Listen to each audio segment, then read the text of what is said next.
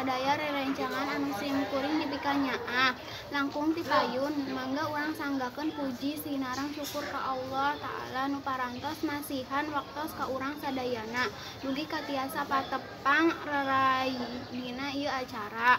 Alhamdulillah urang tiasa kempel di ieu tempat dina kanyaah sehat walafiat. Para hadirin anu kusim-kuring dipahormat, dina ieu waktos abdi bade ngadugikeun kumaha pentingna hirup sehat kanggo urang sadayana. Urang sadaya kedah atawa wajib ngajaga lingkungan sareng awak sorangan sangkan dijauhkeun tina segala panyakit.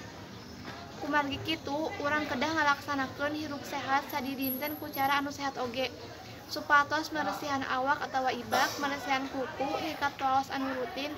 Nah, eta mangrupikeun contoh hirup anu sehat anu sederhana. Contoh sanesna deui, lamun di lingkungan sakola nyaeta urang kedah micen sampah kana tempatna. Nyiduh ulah di mana wae batuk atawa bersin kudu nutupan baham. Sareng ngalaksanakeun kawajiban piket di sakola. Sarta awak urang bakal bersih anatapi jauh tina kokotor sareng di lingkungan sabudarkeun urang. Urang kedah mika cinta kana kabersihan sangkan hate urang oge jadi bersih. Hadirin sadaya, cakap sakitu ungkap hatur diantara singep ti sim abdi. Pamungkas ti abdi bilih aya basa kirang entep sareukna anatapi kecap anu kirang marenahna larapna.